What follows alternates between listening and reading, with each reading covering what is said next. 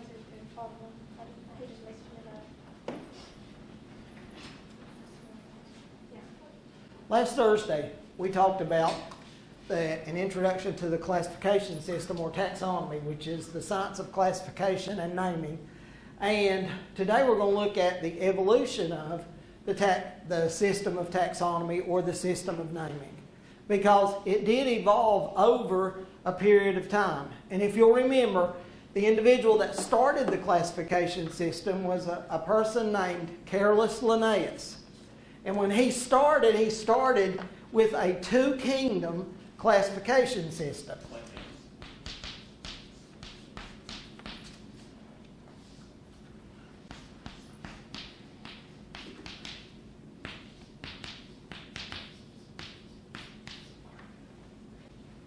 And that two-kingdom classification system are plants and animals.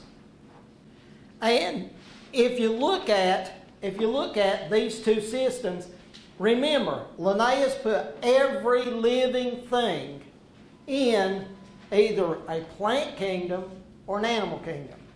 And at that particular time, that was okay, because the microscope hadn't been refined, wasn't being used a lot. It had been used, but not a whole lot. And because it wasn't used, biologists hadn't looked into unicellular or one-celled organisms. But with the invention of that, basically what they had noticed that in these two classification systems, some of those organisms didn't fit.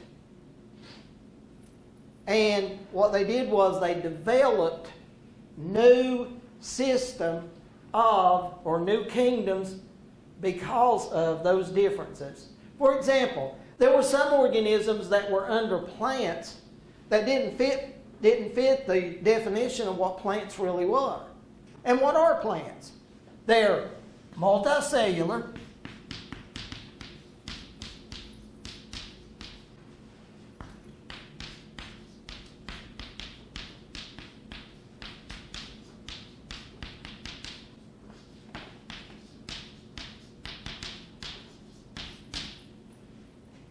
they're multicellular, photosynthetic organisms. During that particular time, mushrooms, toadstools, those kinds of organisms were put here. Well, they are multicellular, but the thing is, they're not photosynthetic. So eventually what happened with the evolution of those kingdoms, a new kingdom was produced called the fungus kingdom.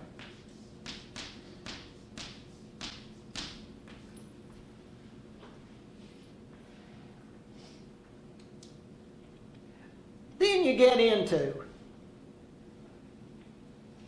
one-celled organisms, or organisms that are not as complex as the others. And when you get into those organisms, they decided there needed to be a separate kingdom for those. And basically what they went to with that was, one, Protus kingdom. For the most part, the individuals that belong to this particular kingdom are unicellular or one-celled organisms. Again, with the improvements in the microscopes, with going from compound light microscopes, which is what we use upstairs, to electronic microscopes or electron microscopes, they began to look into the cells themselves, and they saw differences in those cells. One of them was the fact that they had a nucleus. Some lacked a nucleus. So they went from, and again, in this one, protists are those unicellular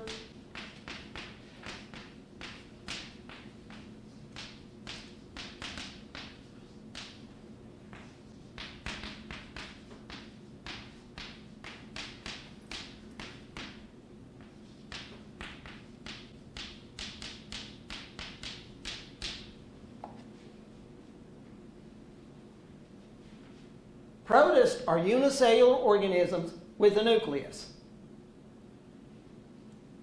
Organisms with a nucleus are called eukaryotes. Eu means with, karyote means kernel or nucleus. So these organisms contain a nucleus. Fungus.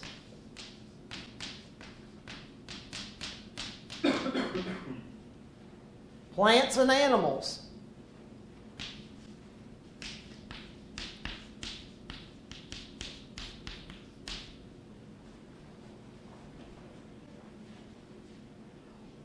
What then did they do with the organisms that lacked a nucleus?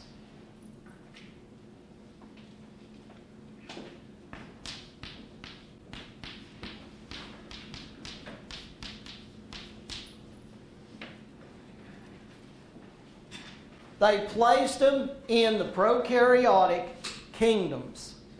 And prokaryotes are those organisms that lack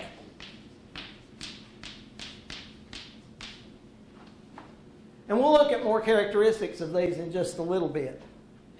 But again, there were some differences. You've got plants and animals, fungus, protists, and then prokaryotes. Because of the differences in the environments of two separate sets of organisms, the prokaryotes were separated into two different kingdoms.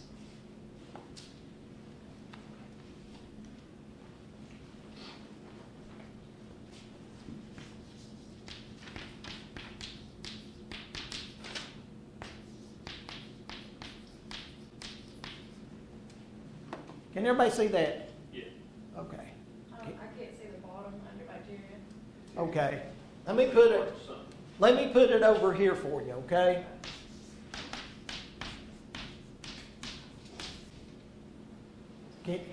Is that better? I'm going to leave it here, but... Now, here's the thing. Prokaryotes lacked a nucleus. They were separated into two basic groups because of their environments. Let me start with archaea. Archaea are organisms that are thought to have existed early in the history of the earth. They live in adverse environments.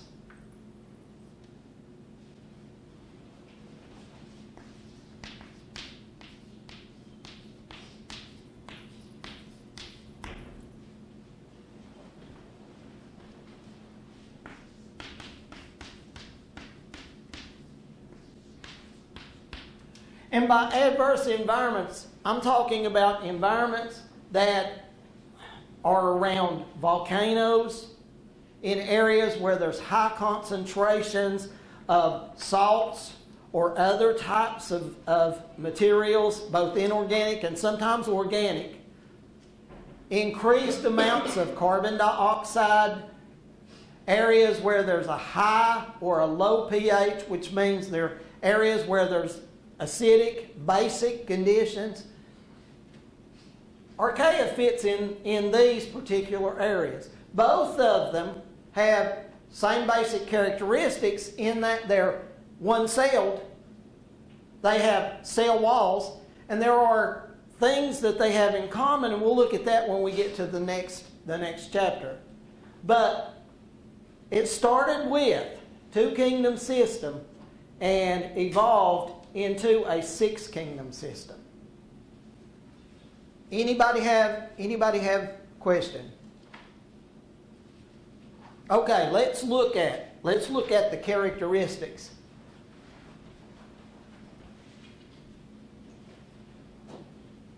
We said that plants are multicellular photosynthetic organisms. They also have cell walls.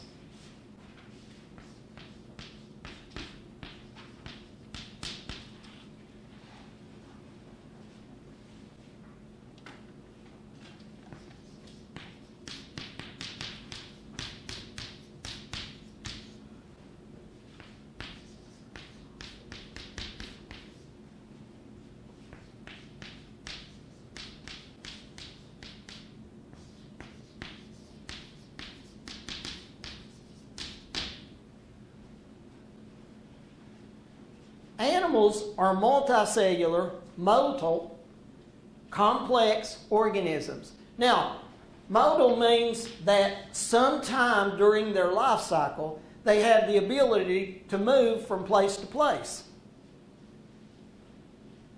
Some animals may lose that ability. Some animals may lose that ability as they mature. Generally, those are found in the oceans, and they're still complex, they're still multicellular, but they're, at that time, non-motile. But sometime during their, remember, sometime during the life cycle, they're motile, they move around. Fungus.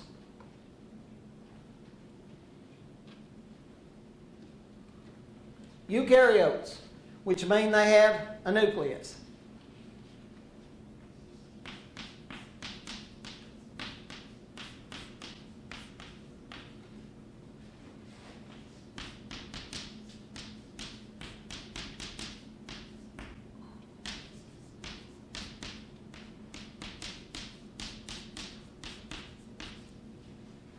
They have extracellular digestion. They are multicellular organisms. Extracellular digestion means they don't have a digestive system. Basically what they do is they secrete enzymes into their environment which breaks down their food substance. Then they absorb those broken down nutrients into that particular structure. Most of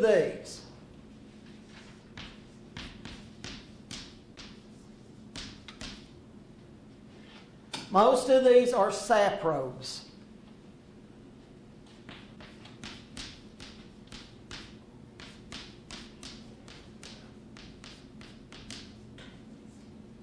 And a saprobe is an organism that basically gets its nutrient from breaking down dead, decaying materials or waste products of living things. Dead, decaying materials, or the waste products of living things. Any questions about these?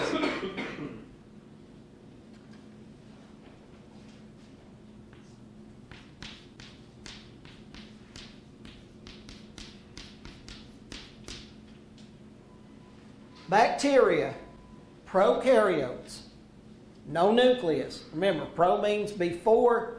Karyote means kernel or nucleus. So before the nucleus, these lack a nuclei. They all have cell walls. Their cell walls are different from those of plants.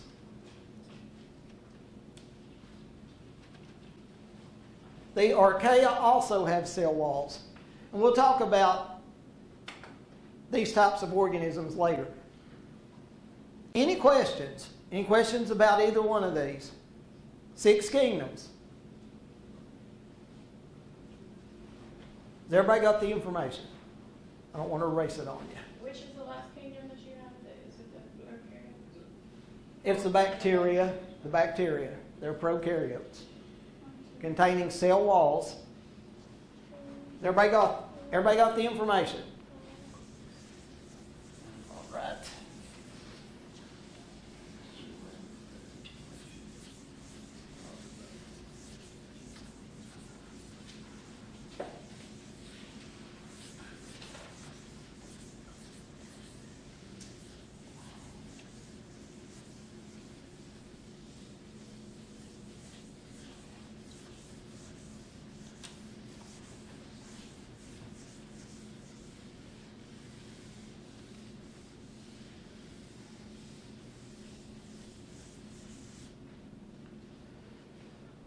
Taxonomists got together and they decided that the 6 kingdoms were too many and they wanted to narrow down the living things on the earth, so they narrowed it down to 3 units called domains.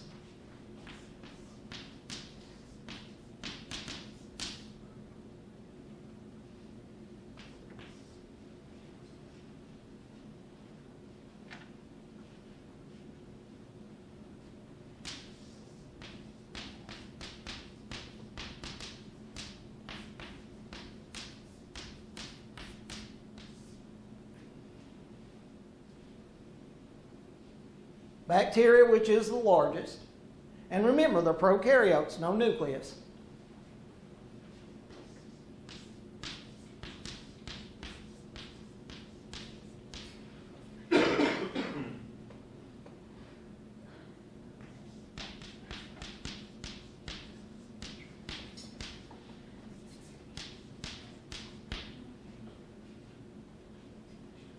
The archaea, extreme environments.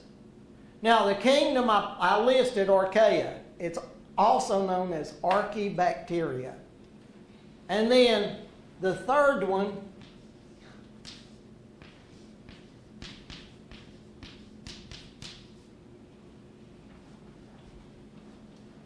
eukarya, which are the eukaryotes containing a nucleus. Those are then divided. The three domains are divided into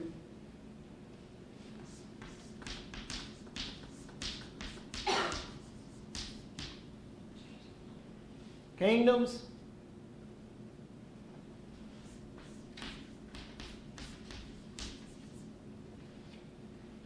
phylum,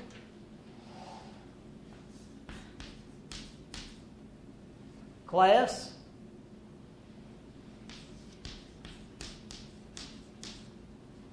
orders,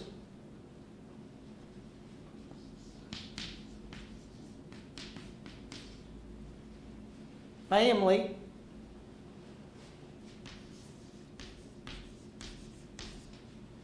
genus,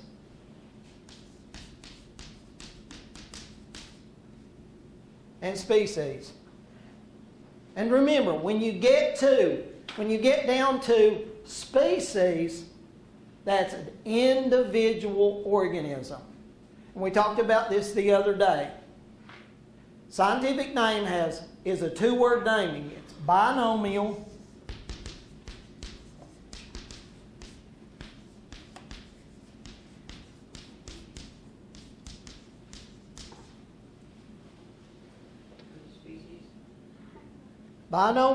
nomenclature, two-word naming. And that is genus and species. And remember the other day when we talked about the poplar, Liriodendron was its genus, species name was Tulipifera. The red maple, Acer rubrum. And they tell you something, the name generally gives you some information about the organism. But binomial nomenclature, two-word naming, it's the genus and species name. There can be more than one genus, but only one species. That's an individual.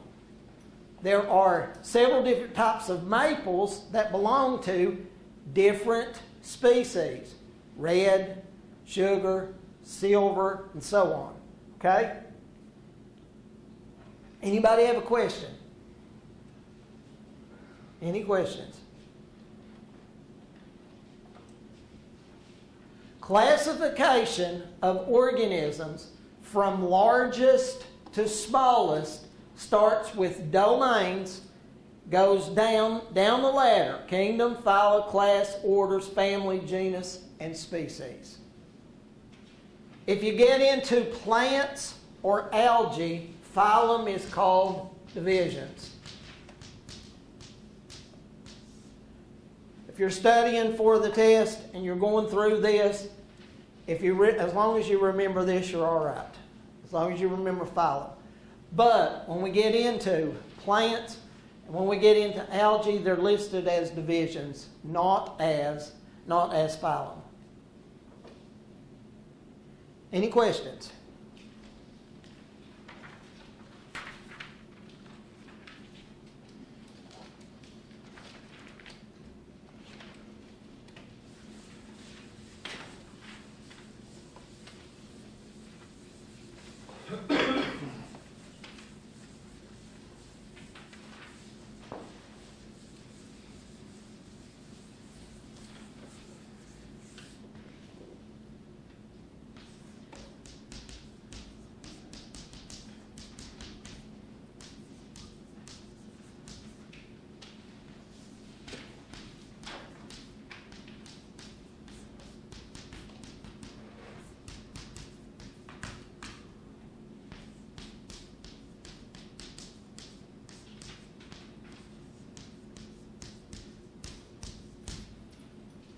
In the scientific name, the genus name is always capitalized. The species is lowercase.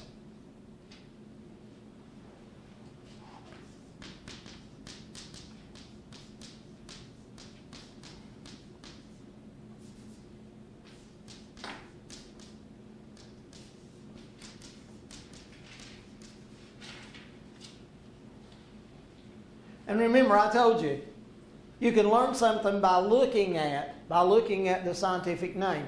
In the case of the poplar or tulip tree, the spring flower resembles the tulip. That's where it got its common name, tulip tree, is because it resembles. There's some other things that we can discover about organisms by looking at their scientific name.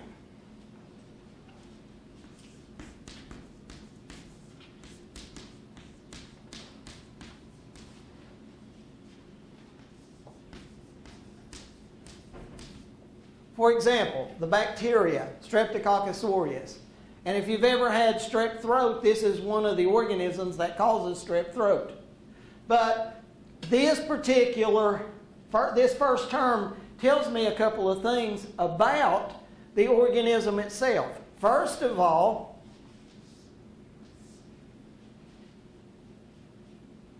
this term tells me that when I look at these organisms under a microscope, the cells are round or spear-shaped. They would look like this.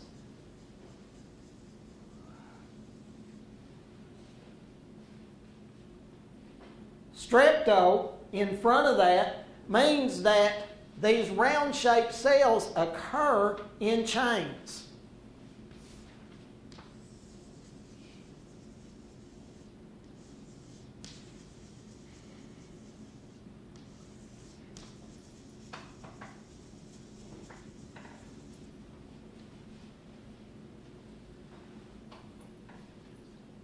Like a pearl necklace.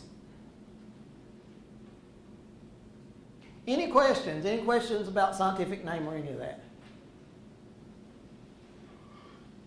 Okay.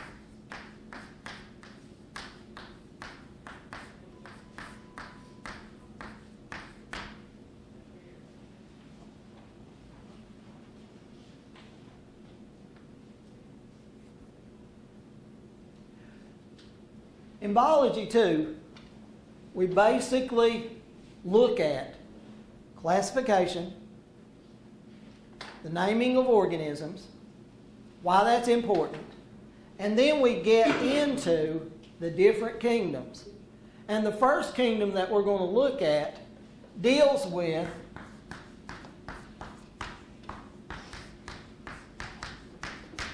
prokaryotes. And the reason that I wrote these questions on the board, these are some of the things that we're going to look at as we study the viruses, the bacteria, because when you think about bacteria, you mostly think about organisms that cause diseases. And not all organisms Not all bacteria cause diseases. Some of them are actually beneficial. In fact, the majority of bacteria are beneficial to us. And we'll look at the way that they're beneficial. We'll also look at some of the ways in which they are disease-causing. But we go to the doctor sometimes, the doctor prescribes us an antibiotic, but what really is an antibiotic? We look at, when we go to the store and buy milk, we look at the date on there, but what does that represent? Most of the time, most people think that the date on the milk represents the day the milk's going to go bad, but that's not what it's there for. There's another reason. We'll look at why that's important and what it really does tell us. And then why do we have to have a flu shot every year? And that's the first thing we'll look at, because first thing that we go through, we're going to look at viruses.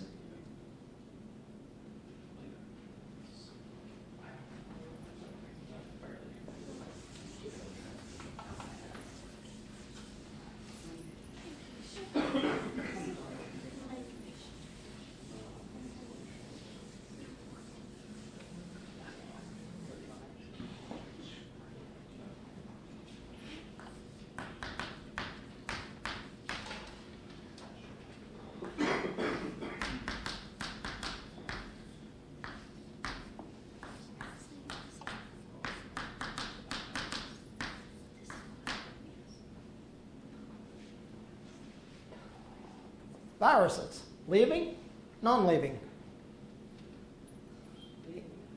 Do what? Why would you say that?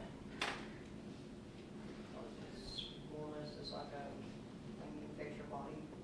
Okay. Organisms that affect your body. It's living, that's how it spreads. Do what? I think it's living. Because it spreads. Let me give you the definition for viruses.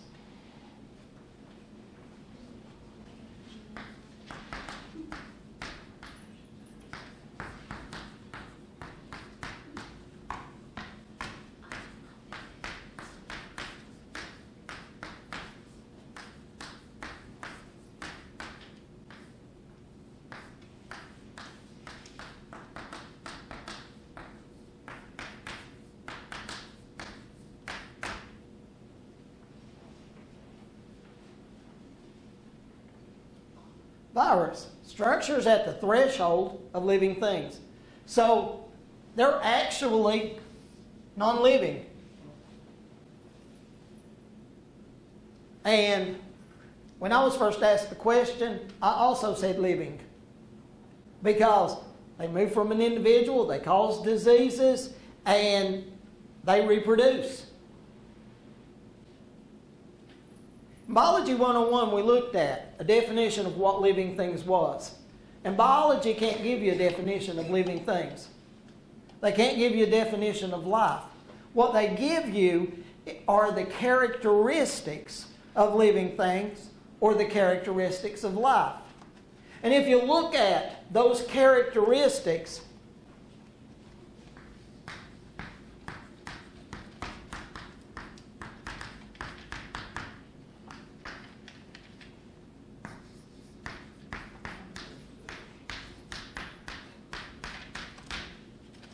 living things are made of cells, at least one. Viruses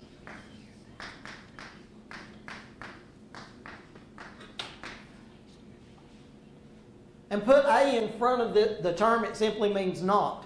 They're not a cellular structure. They don't have the characteristics that it takes to be a true cell.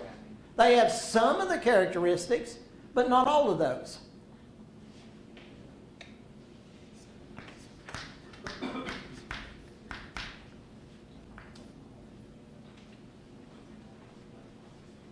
They need a supply of energy.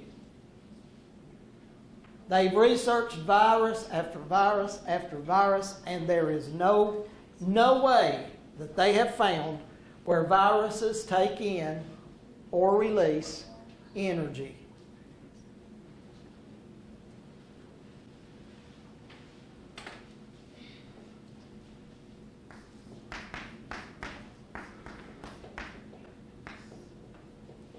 They adapt to changes in their environment.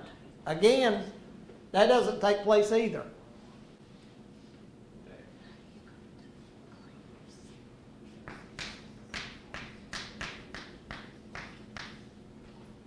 A response to stimulus. Again, nothing.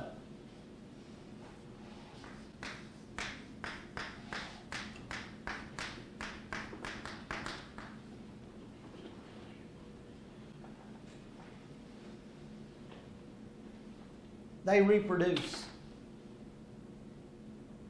But here's the thing. When we get into viral reproduction, we're going to look at ways in which they reproduce, and you'll find that they don't reproduce.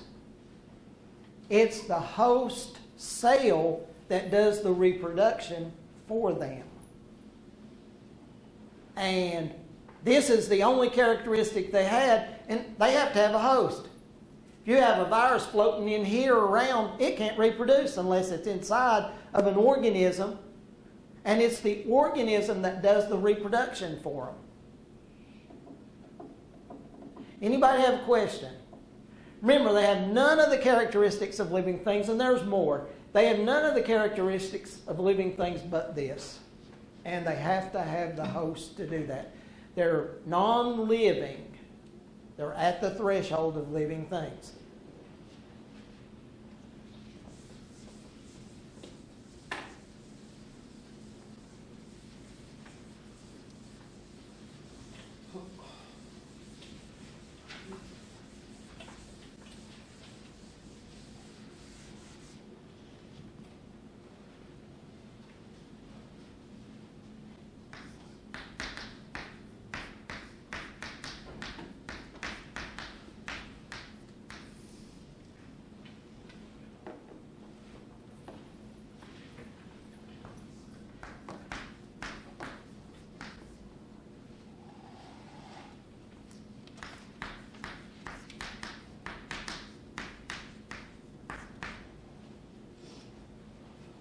Two things that make up a virus.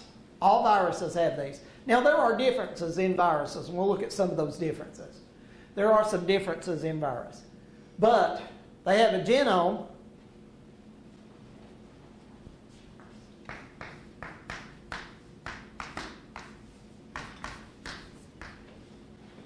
and their genome can be either single or double-stranded DNA or single or double-stranded RNA.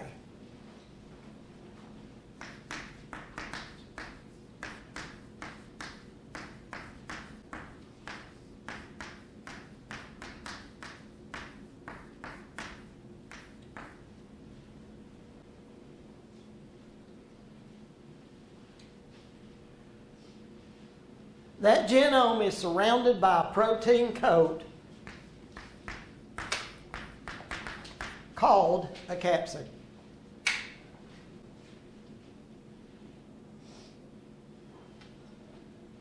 Protein coat called a capsid. All virus particles have these two things in common. There are some differences between the structures and the organisms themselves. Let's look at the classification.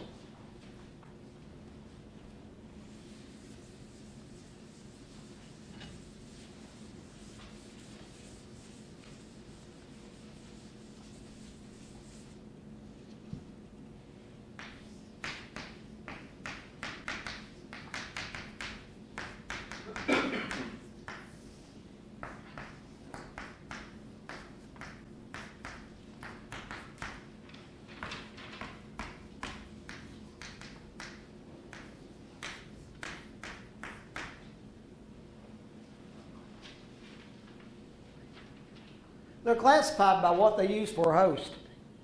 The first viral particle was discovered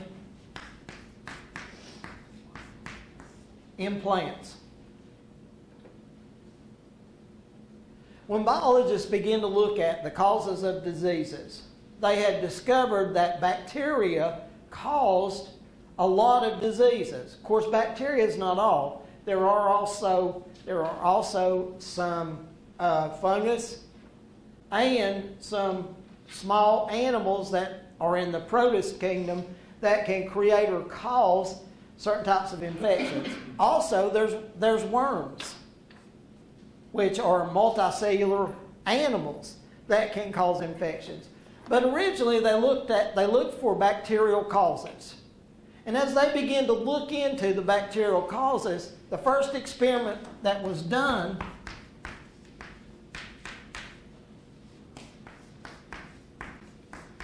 on a tobacco plant.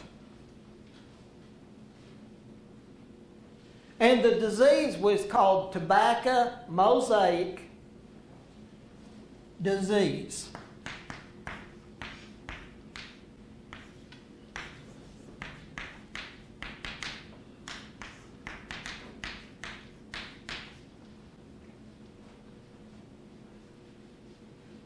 Tobacco mosaic disease.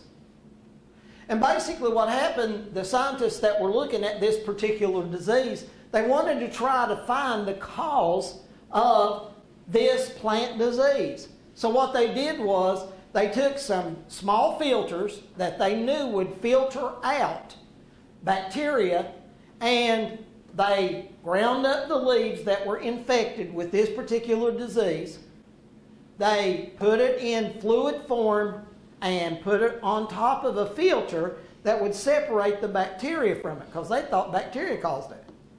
The liquid that drained out, when they painted that on a healthy tobacco plant, it developed the disease.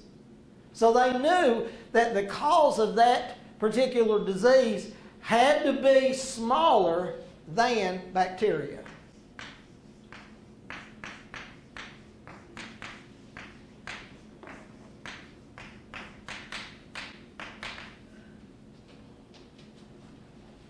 They had to be smaller than bacteria. And that's where it got its name, virus.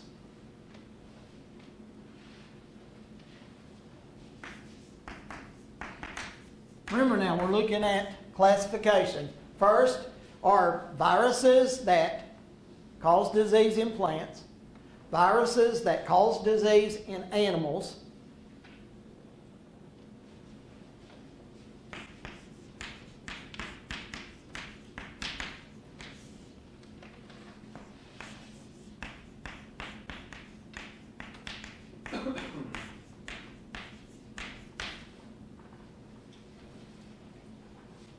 and viruses that cause disease in bacteria.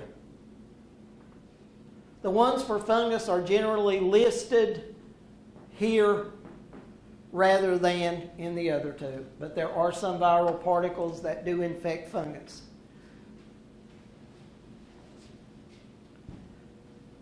Most of the information that we have on viruses, its structure, how it operates, was discovered in bacteria. And here's what happened. Has everybody got this?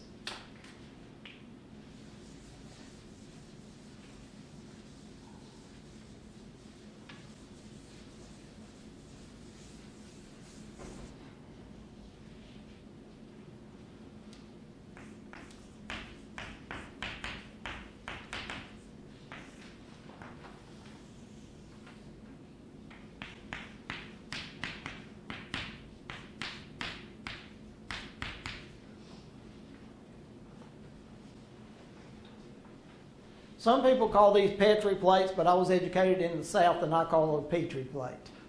So,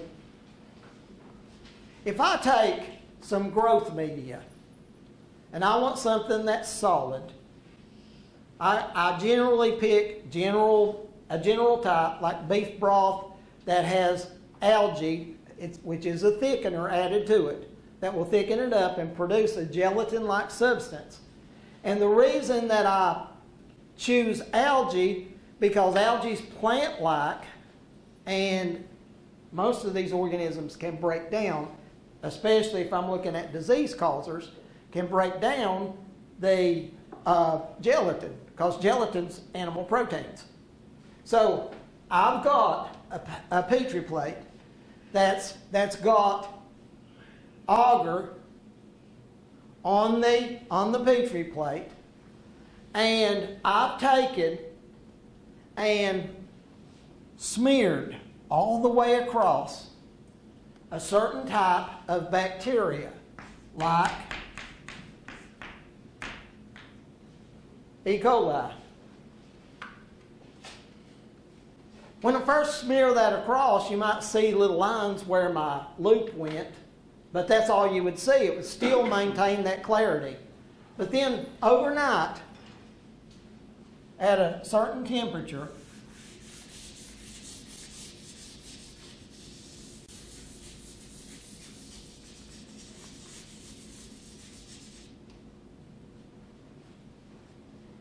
I would see a lawn of growth from that E. coli. And over, scientists were looking at that. And then all of a sudden, they discovered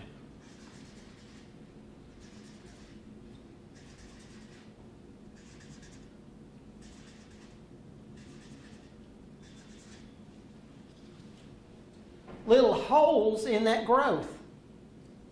And they wondered, what in the world is that? What's causing that?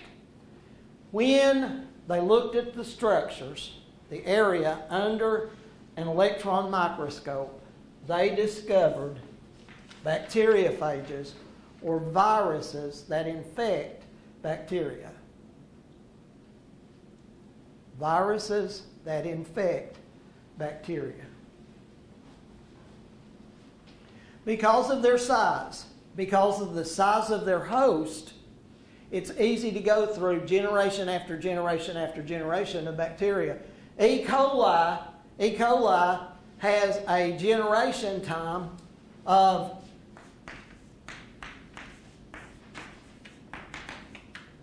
15 to 20 minutes, depending on the species.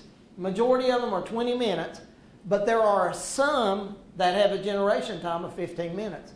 That's why I told you, when I painted that E. coli on there, couldn't see anything. The next day, because of their reproduction, had a lawn of growth.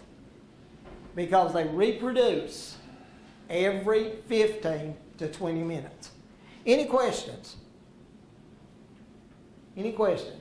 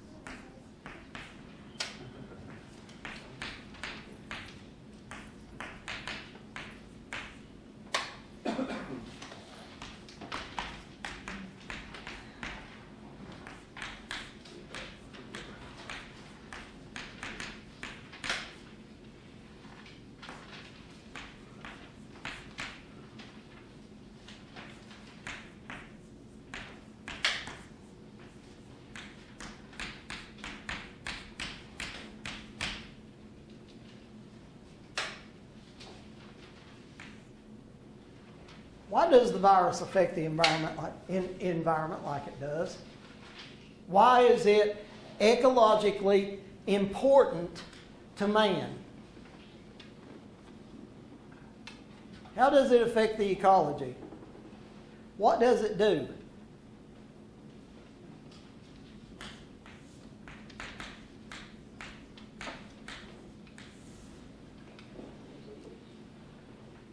Because of it produces disease.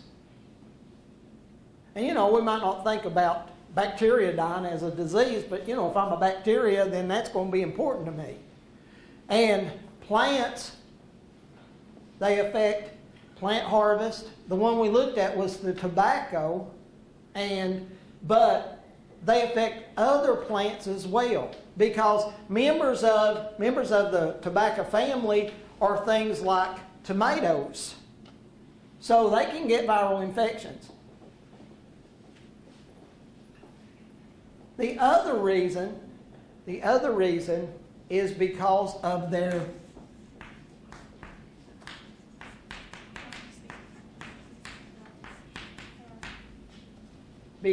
mutation rates. Why do I have to have a flu shot every year? Because of the mutation rate. Because from one flu season to the next flu season, that viral particle has mutated to the place where my body no longer recognizes it as an invader, and it has to start all over. So that flu shot, basically what pharmaceutical companies do is they project which direction the mutation is going, and they get up those shots because they're dead particles, and they inject those in, and it causes my body to recognize that new viral particle. If not, when I got the flu, my body would have to build up immunities against that and then begin to fight the flu itself. So that's the reason why they're so important and why they affect the environment like they do, because of their mutation rate.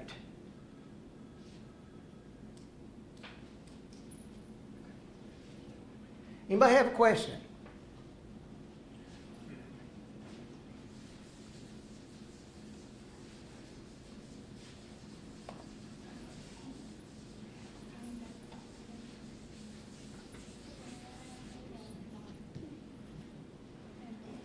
Anybody have a question?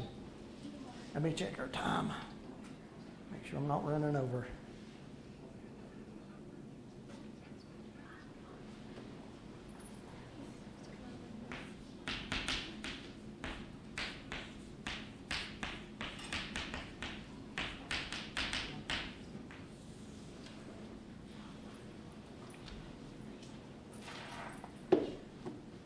We're going to look at viral replication. This is basically viral reproduction. Viral reproduction.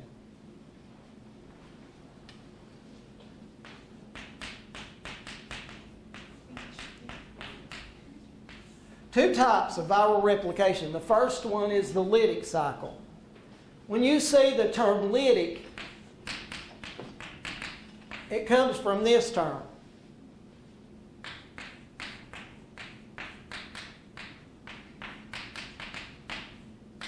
Which means destruction. And this is a destructive cycle within a living host. This is a destructive cycle in a living host. If you would see a term, and let me give you another term that has nothing to do with this.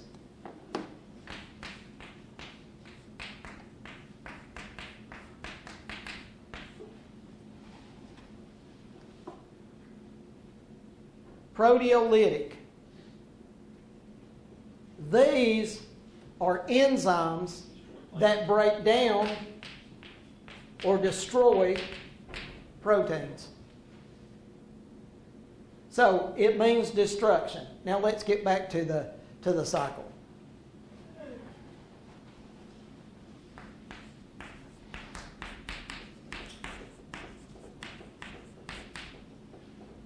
First step in viral replication. And remember, it has to have a host. Without a host, nothing. First one is attachment.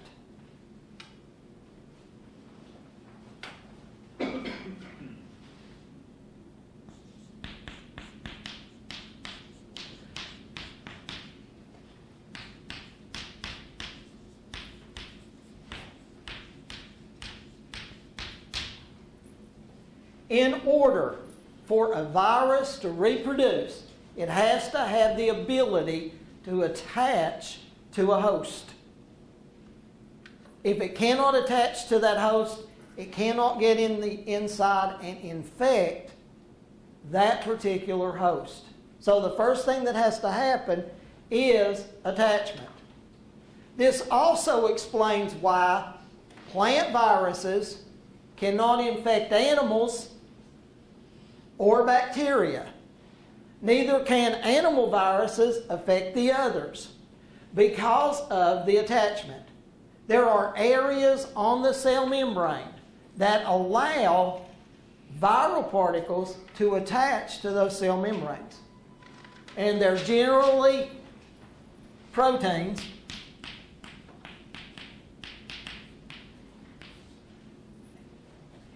Now, these proteins in the cell have something to do besides, they're not for viral attachment. It just so happens that the shape of that particular protein molecule fits a certain area of that viral particle. And because of that, they can attach to those proteins. It's not like our body, have these proteins so that they can say, come and get me virus. Because that's just not the case. These are generally for something else. For example, some of the proteins may be protein receptors that receive certain materials from outside that cell and transfer it inside. But because of the shape, viral particles can attach to it. The second step.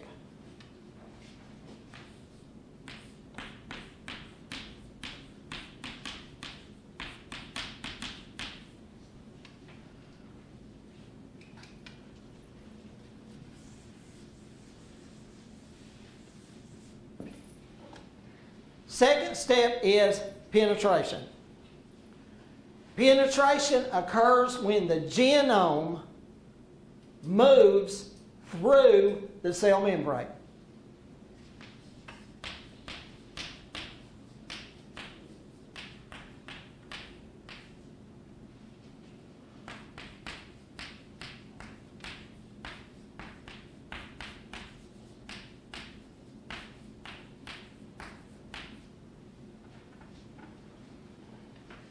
And there's several ways that can happen. Some viral particles carry enzymes that weaken the membrane, and that weakening of the membrane allows them to move inside. Some viral particles are shaped or built so that they have a little structure that resembles a hypodermic needle, and once the cell membrane's weakened just a small amount, it pushes down through into that cell membrane, and the genome, the DNA or RNA, moves inside the cell.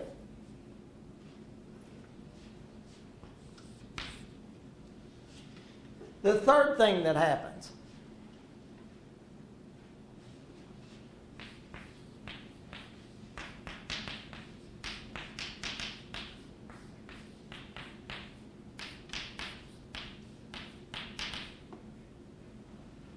once that genome gets inside that host cell, it literally takes control of the cell itself. And it causes the cell to produce the enzymes and the materials that are necessary for that viral replication. The first thing that it will do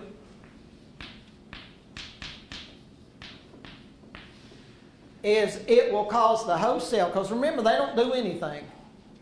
The host cell has to do it all for it. It will produce enzymes that will help to control the replication process of the cell itself. And let me tell you another thing that happens. Viral particles that have RNA as their genome. RNA is not recognized in animal cells. So it has to be converted into DNA.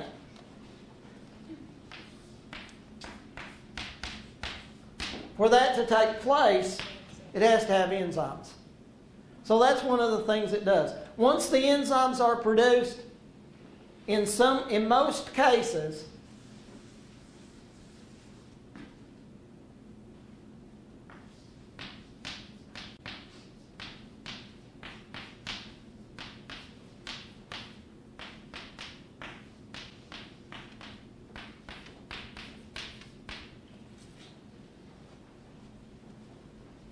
the genome attaches itself to the host DNA.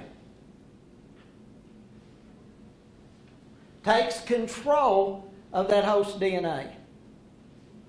That's when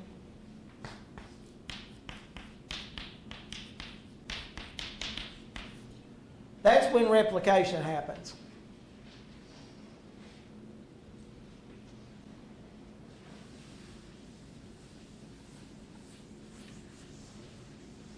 Does anybody have a question before we go on to number 4?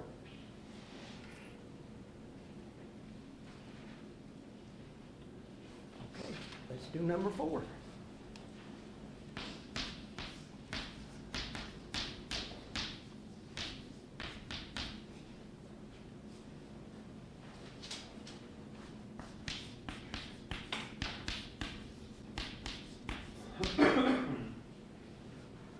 Replication involves the production of DNA and RNA. What were the two parts of a viral cell? Protein coat, called a capsid, and its genome, either the DNA or RNA. Replication involves that. Once replication starts, then enzymes are produced.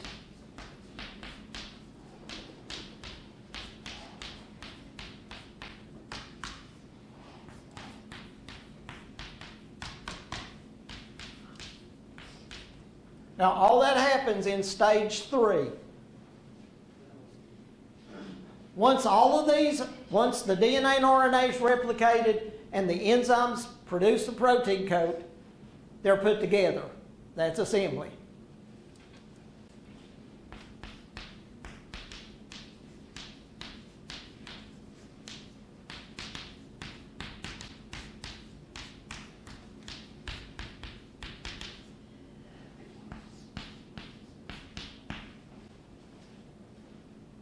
And what happens during number 4 is it puts the genome inside the protein coat.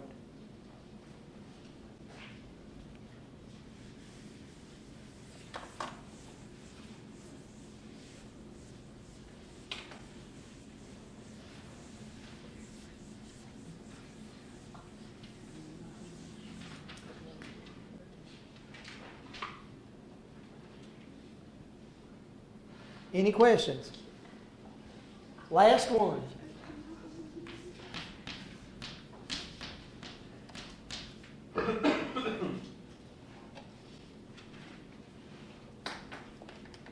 Release. There's 2 ways viral particles can release the viruses that have been produced.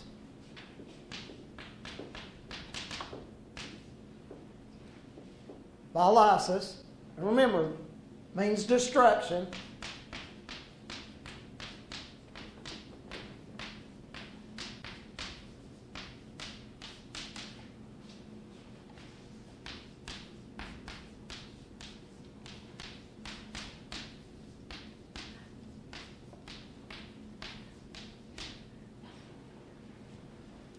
And in this type of release, the viral particle, again, controls the host to produce enzymes that weaken the cell membrane. Eventually, it's weakened to the place where membrane ruptures and the contents of that cell spill out. Of course, that's a dead cell. Weakens the cell membrane to the place where the cell membrane's ruptured, contents spill out.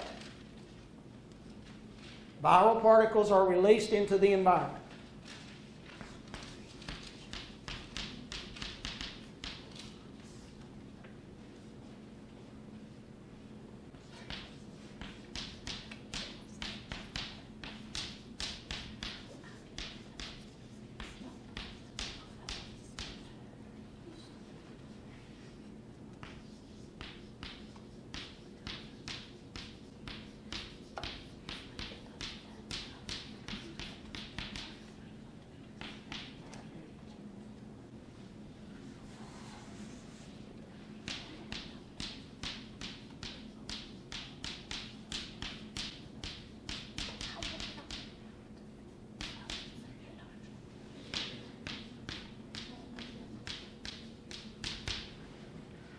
The last one's budding. And with budding, what happens is, once the viral particle gets produced, it moves up to the cell membrane. The membrane surrounds the virus, and it's pinched off and moves out into the environment. So, moves to the cell membrane, surrounds the particle, and it's released by that part of the membrane being pinched off into the environment. Now, which of these do you think would be the roughest or the most detrimental to an organism? Lysis or budding? Budding. Why? It's already made itself way through the, it's actually made it to the membrane. And coming and releasing from it. This weakens the cell membrane, it ruptures, and the cell dies. Okay. Why wouldn't that be? And you're right, it is budding. Here's why.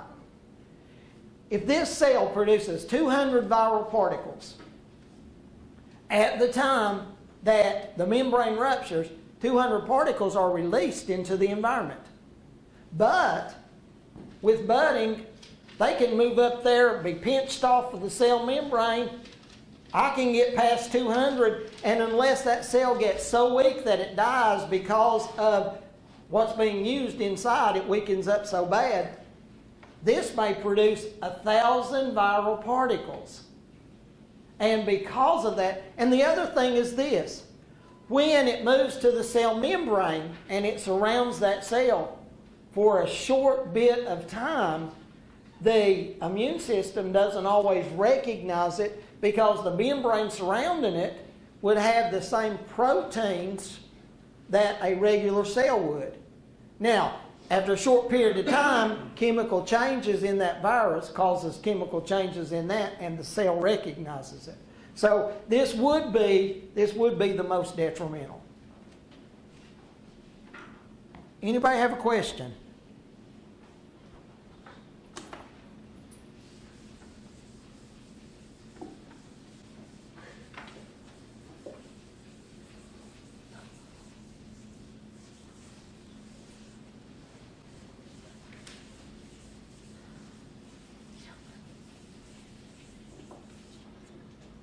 There is a second type of viral replication, and we'll get into that Thursday. I got something I want you to do. After we get finished next week with that lab, then we'll go on to one on taxonomy. When we get to the one on taxonomy, we're going to use a classification key, and this particular handout deals with classification key.